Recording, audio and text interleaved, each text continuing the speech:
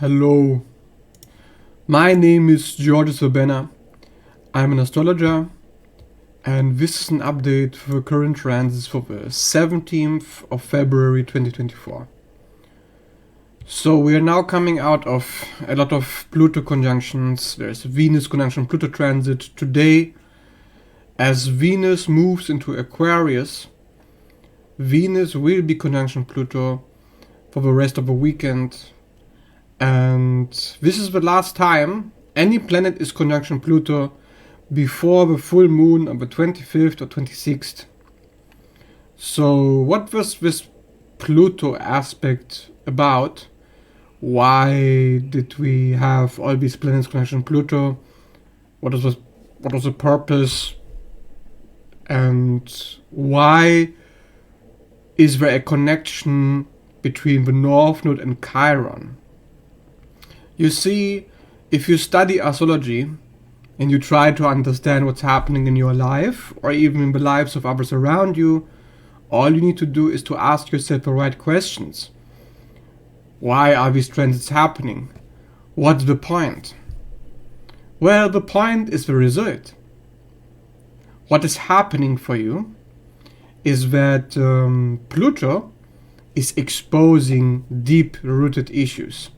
Control issues, self-esteem issues, identity problems. It's exposing also problems around manipulation, around deception, lying to yourself, lying to other people, people-pleasing, narcissistic tendencies that are exposed through how you use other people to validate yourself, how you use other people to fill the hole in your life, and how none of that is working anymore. Pluto is like the mechanic of the zodiac. Everybody thinks, oh, it must be Virgo. While Virgo tries to repair everything, like a housemaid cleans the dust, Pluto exposes the problem and says, oh, here's the issue. Do you see it? Do you see it? Oh, you don't see it? Let me destroy what should be destroyed because it's broken already. You just don't notice it. Let me force you to notice the problem. So then, of course, you have to do something about it. And you realize that death cannot be avoided unless you do something to protect yourself. Pluto represents a feminine aspect of protection. Yeah, everybody thinks it's just about evolution, change, and transformation. But everybody, if they do any astrology for a few years and they try to understand what happens around Pluto, it's always about possession. It's always about keeping what you have, staying in the comfort zone, not changing, actually. Pluto forces you to change, yes, in the area where you need change. So a transit shows where we are rigid, solidified, crystallized, blocked. So that's what this recent transit period was about. And it all happened in the fixed sign, which is a blocked kind of energy, fixed, I mean rigid, in Aquarius. Aquarius can be rigid in its need for detachment, to be like, I'm just observing, I'm just waiting, I'm not doing anything. That kind of energy. Because it's air element. So it's detached, just watching from a distance. And Pluto is the control of the watcher. The control of the avoider. The control of the impersonal. Detached. I do not choose a side. I do not belong anywhere. I do not have an identity. Do you see how these things are connected? How somebody who doesn't care, somebody who is not involved, somebody who avoids, is connected to not having an identity. And that is why the Pluto transits connect to the Chiron North Node transit. Now, while you're listening to this, you may be thinking, well, how does this relate to me? What does this have to do with me? Why should I care? Well, you don't have to do anything except understand what's happening for you right now. Are you wondering if you're dealing with the right person? If you are with the right person, are you wondering about your relationships? Are you questioning the connections that you have? Because Pluto is going to force you to probe into these issues. And recently there was this Pluto-Mars conjunction, which means it probed into your desires. What do you want? But what you want depends on your need to protect yourself from a problem, an irritation, like a needle in a haystack. You're looking for a solution to a problem that you've been avoiding. Because Pluto, again, it's about something that's hidden. And Mars is about desire. So now that the Mars-Pluto transit is about to come to an end, we should know what we want at this point. But knowing what you want isn't enough. You also have to take action. And you have to look at your attachments that are staying in your way. So Venus-Pluto helps you to look at your relationships. Are my relationships supporting my vision? Are they supporting me in getting what I want? Long term. Not short term. Yeah, the Mars-Pluto transit is coming to an end. Yeah, you may have felt like, oh, let me do this, or let me do that. You felt motivated. Perhaps only for a day. Only for an hour. Only for a week. And then the motivation was gone. Because you realized what you invested your energy into, you're not really invested. Because that thing isn't invested in you. That thing isn't invested in you as much as you are. So what do? You try to find out, what is your relationship? What am I supposed to do with this? What can this give me? To redefine it is to take the power back, to take back control. Because that's what Pluto is about. It's all about control. What control do you have? Because when Pluto comes, when death arrives at the doorstep, control is all you got to protect yourself. Mars is the Mars is the lower octave of Pluto. Mars is a warrior who protects you against an enemy who's trying to come into your village, trying to steal your things, so you're like, oh, here I am, Mars going to protect me. Pluto fulfills the same function. Pluto protects you by making you skeptical, making you question like, somehow I don't really like this, let me do something about it. Somehow this needs to change because it's stagnant. It's a swamp. Because Pluto, unlike Mars, is a water element planet. Yeah, it's elementally speaking. Scorpio is water. And water is about a swamp.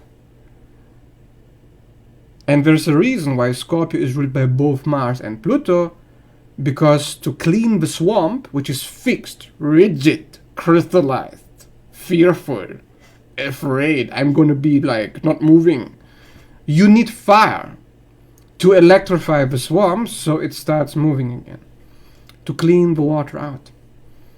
So you need to drain. So people are getting sick again during this Venus-Pluto transit, because recently people have been getting sick left, right and center for the Chiron transit. I don't know if you noticed, but a lot of people have been purging. Purging what? The swamp of their life, where they have been stagnant and they have been repressing their emotions.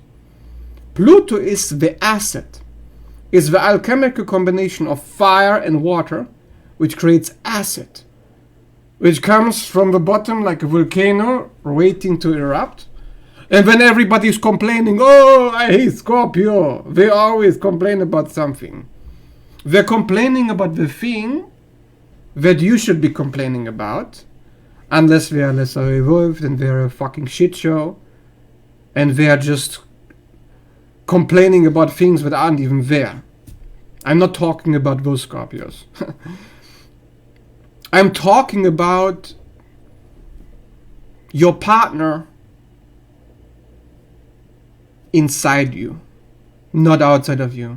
I'm not talking about the narcissists or psychopaths that are constantly criticizing you and nagging you. We know all that guy, that person. The healthy Scorpio, the healthy Pluto, is about showing you something's brooding, something's building up, something's building. You're going to do something about it? Oh, are you going to do something? Oh, you're not doing something? Explode. Why are you not doing something? Why are you in denial? Why are you not aware of a problem? Why don't you do something? Why are you putting it off? Procrastination, waiting, watching. This is all typical behavior wherever Pluto is involved. Not because Pluto is about that, but because that's where the crisis is about to happen. So the crisis is happening in our relationships. That's where we are swamped right now. We've been swamped in our desires. We've been swamped in our identity because Chiron is on the North Node. And we've been swamped in our self-image, our self-esteem, our self-worth. Because since the 20th of January, which was almost a whole month ago, this is when all of this started. The Pluto circus.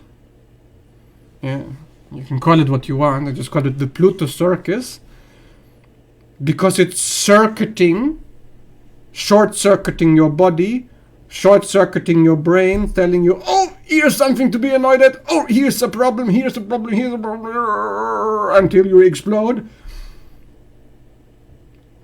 It doesn't have to be that dramatic, I understand. Not for everyone.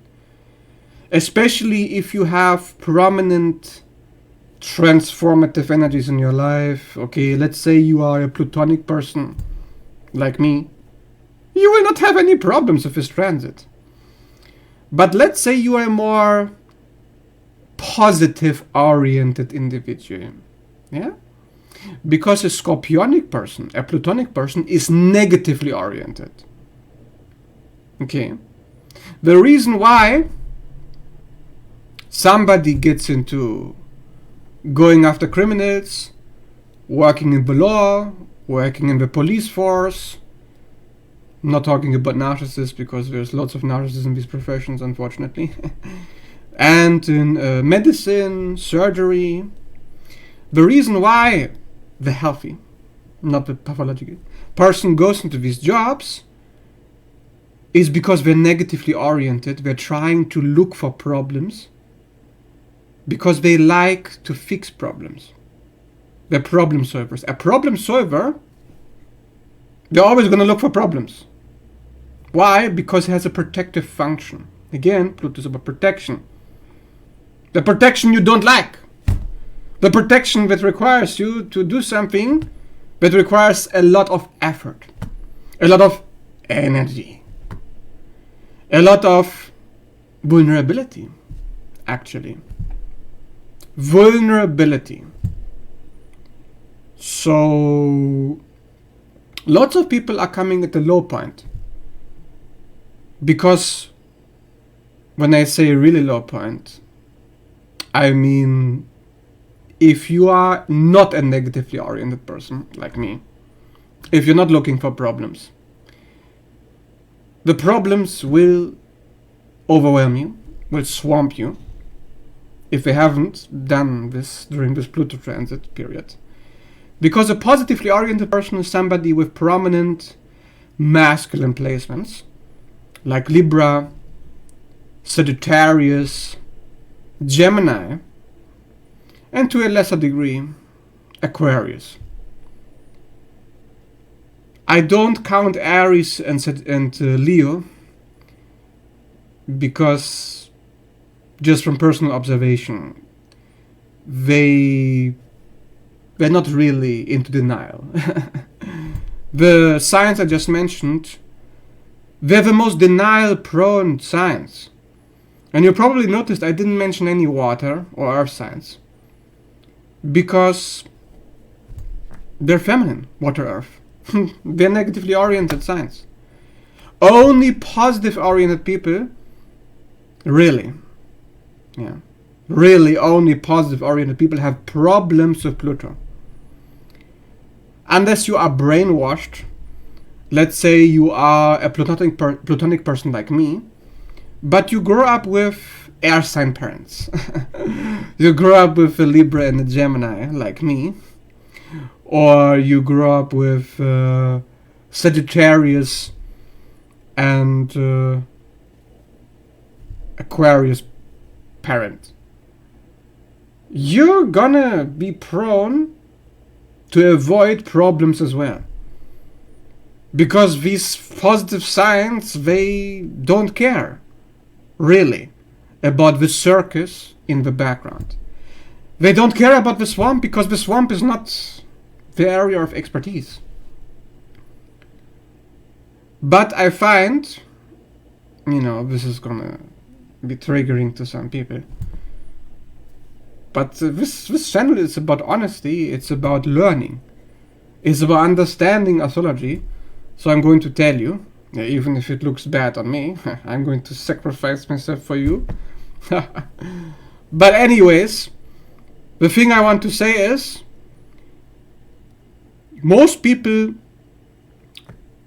who come to me for a reading or somatic work, for body work because of trauma, especially if those cases are very severe, they're almost 90% of them are masculine dominant women, like Libra, Sagittarius, and Gemini.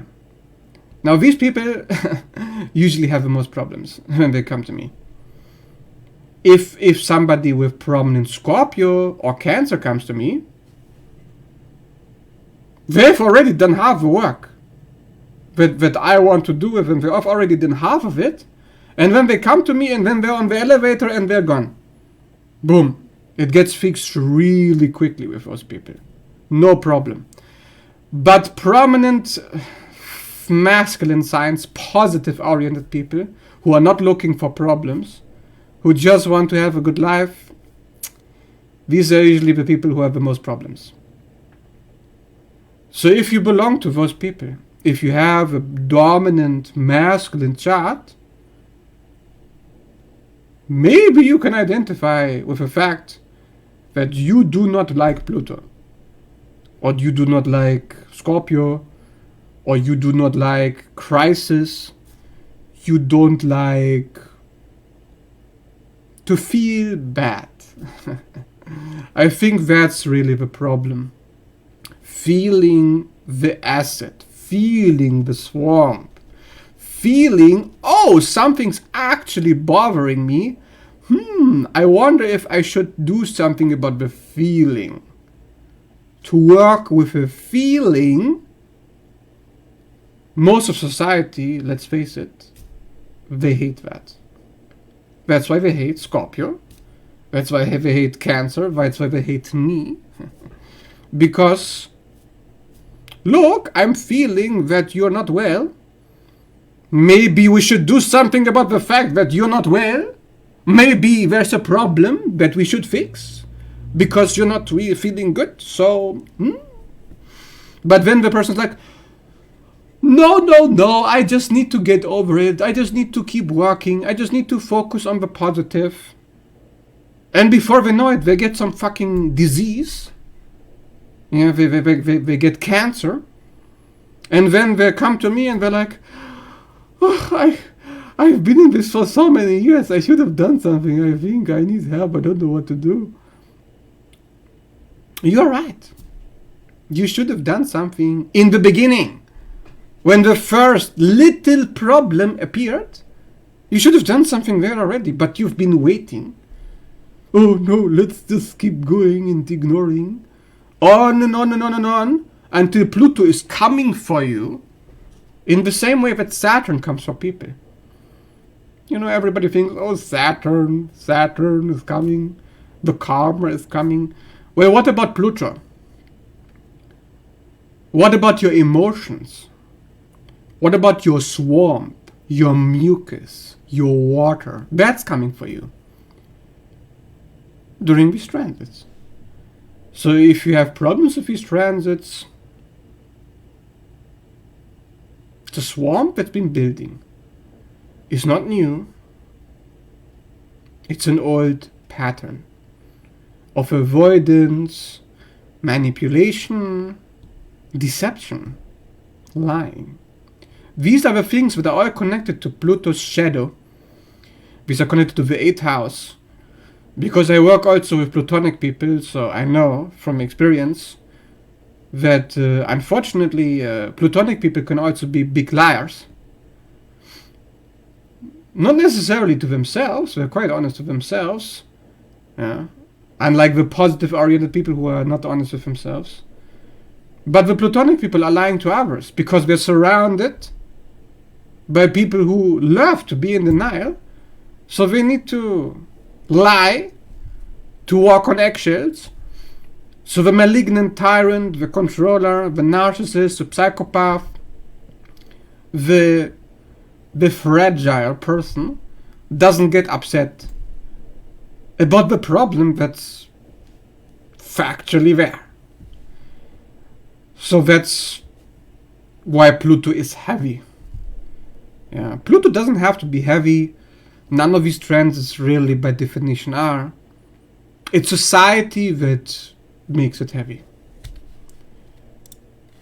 And Chiron on the North Node, that is still going to be there until April. I checked it actually.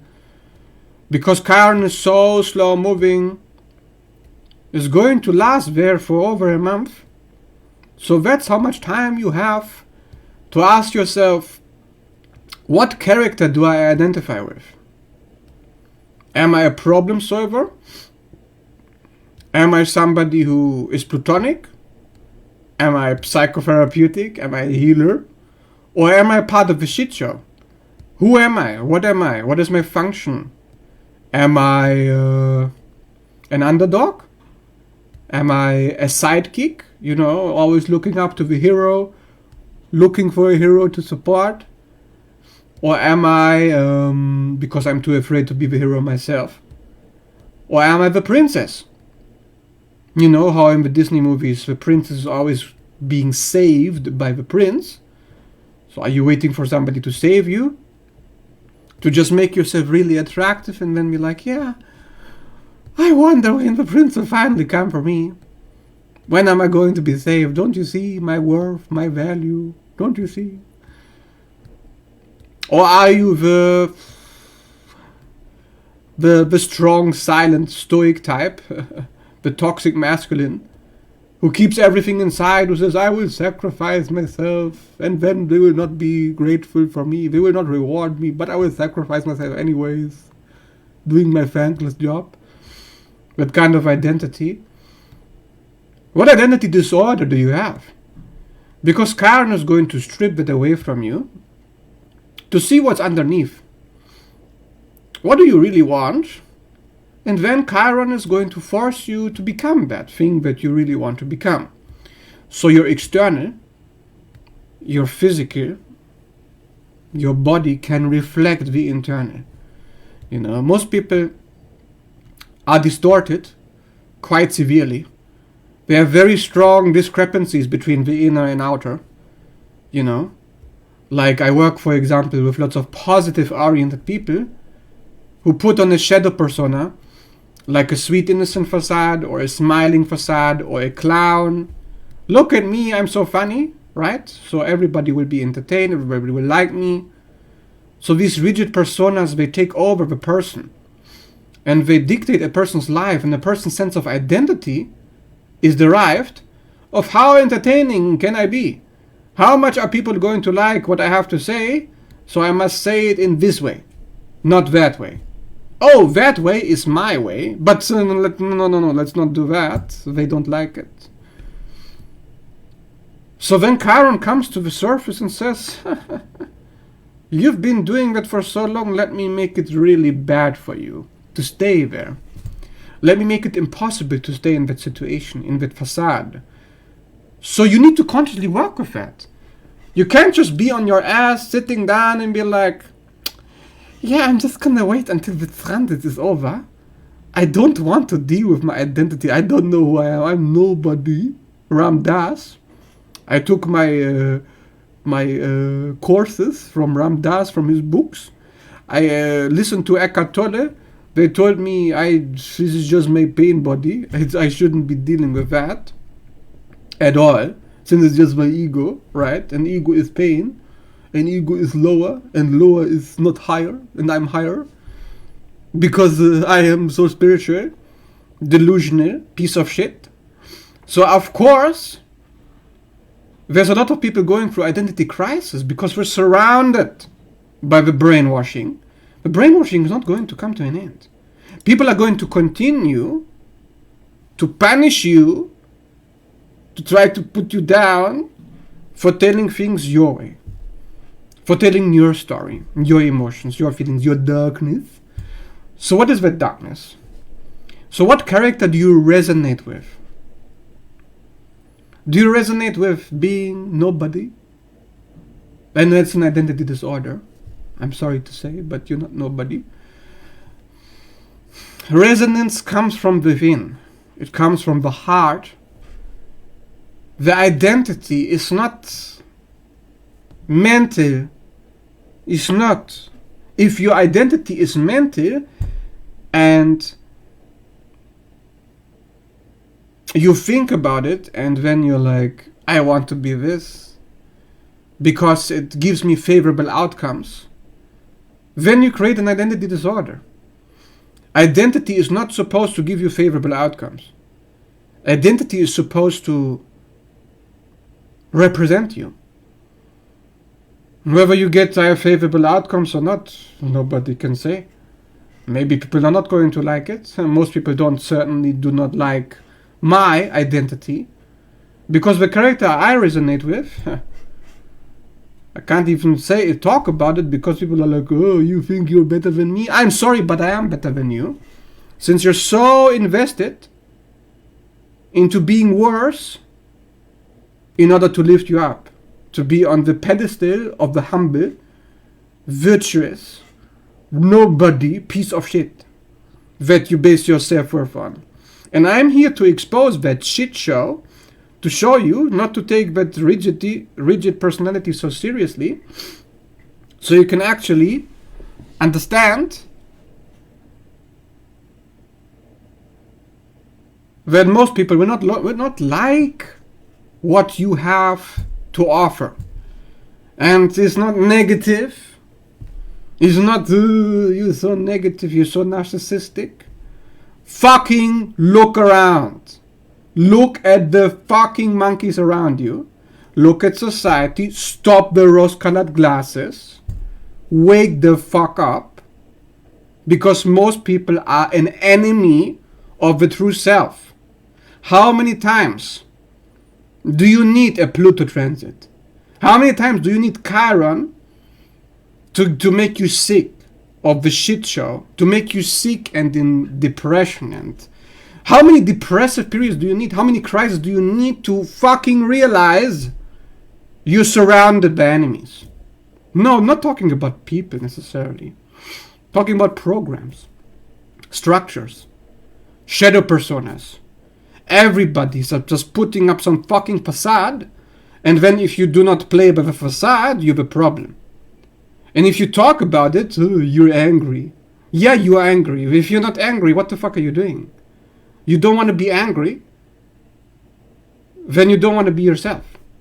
if you are not angry, if a rapist comes after you, comes after your children, if you are not angry, if somebody attacks you and tries to tell you how to live your life and then punish you and then try to gossip behind your back, tell other people how horrible you are because you're so selfish, because you're just minding your own business, let alone not giving a shit about trying to hurt anybody, harm anybody, but somehow you just having an opinion is a problem.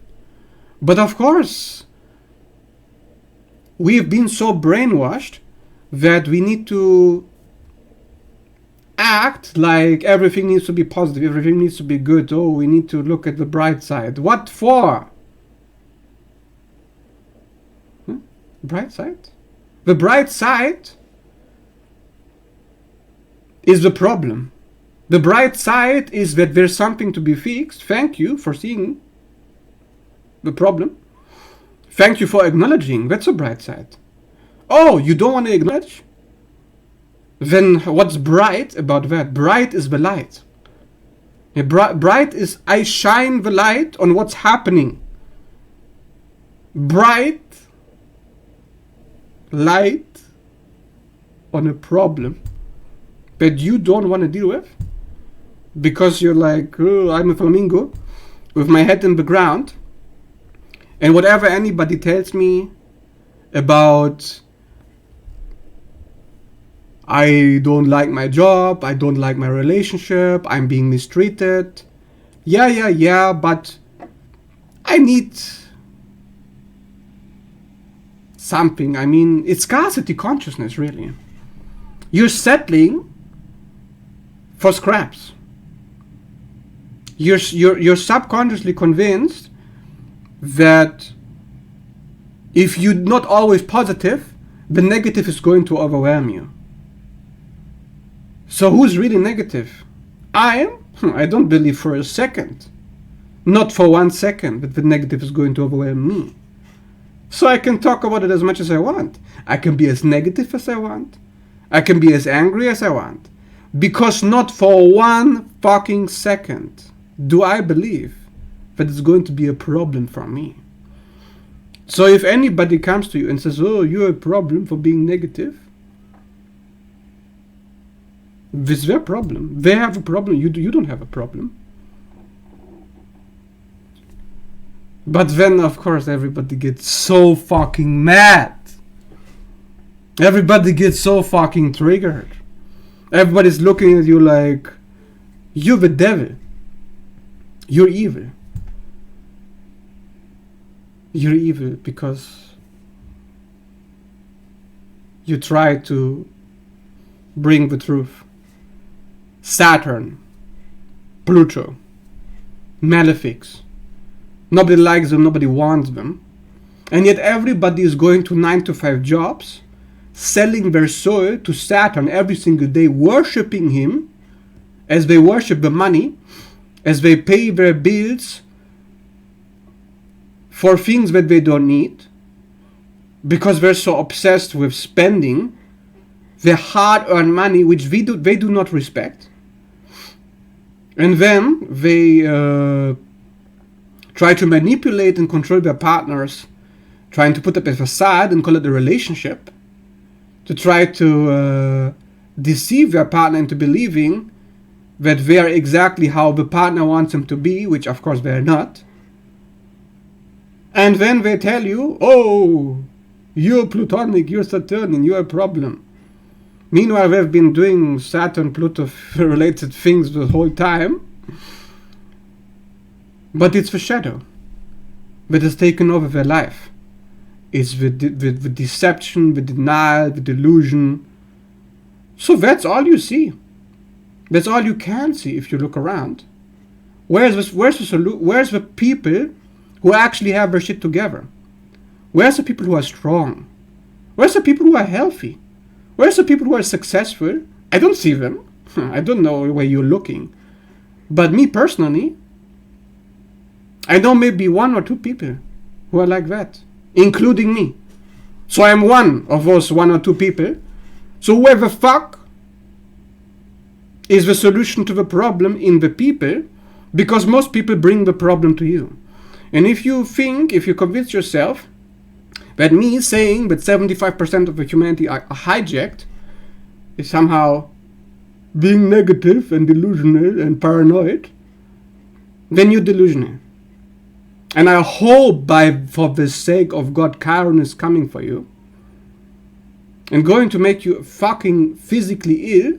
Yeah, best if it gives you cancer, brain cancer, preferably, because Chiron in Aries connects to the head, so some kind of head problems coming to you.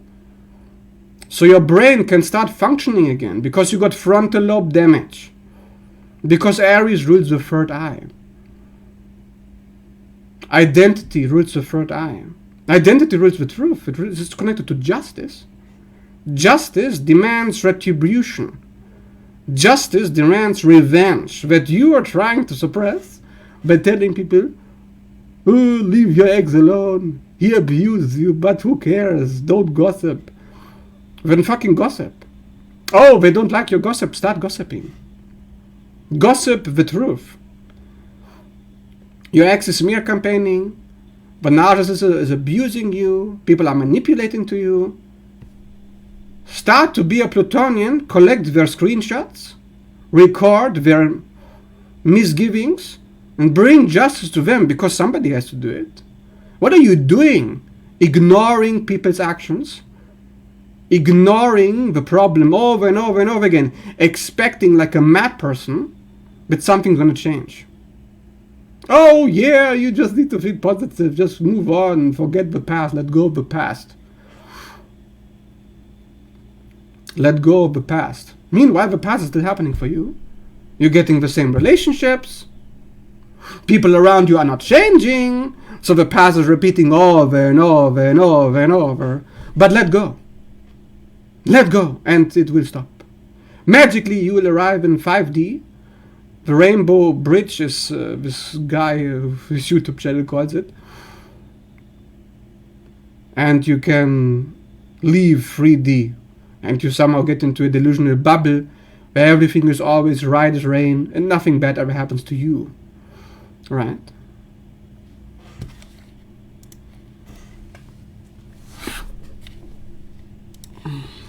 So anyways, there's a full moon coming on the 25th and the 26th of February in the sign of Virgo. Virgo is also very critical, fixing problems that you created. Fixing your health, fixing your thinking. Being negatively oriented, hopefully, for your own good.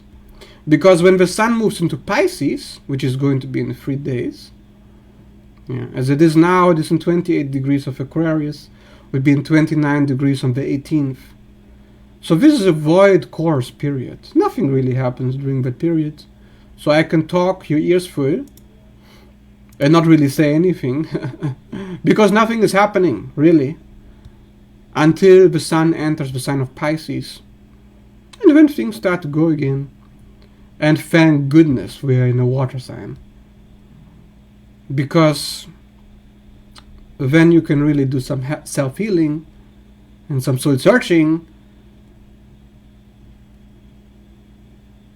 And to just clean up the mess that you created. And at the end of the Pisces season, the new year can go into full gear when the sun moves into Aries. And then the Chiron North Node transit will be over. So this is a period of self-reflection. I recommend you take a break. Don't focus so much on work. Don't get your knickers in a twist, thinking that you have to be more proactive and try to force something to happen because things have been so stagnant and fixed. No, that's not what you're supposed to do, astrologically speaking. Astrologically, you're supposed to feel what's right for you, then act on it. Clean up the swamp. Just do some cleaning. That's all you need to do. Everything else will become clear after that. That's all I can really say about these transits, you know. There's nothing really to keep in mind. It's not that bad as it was before. Because once Venus leaves Pluto, which is going to be in a week from now, around the full moon, everything will be pretty uneventful. And the month of Pisces will be a very quiet month. A month where you can actually address some deep-rooted issues. And maybe take a spa, maybe take a spiritual bath, take a shower, take a time out, and enjoy yourself for once, because this new year, once that starts,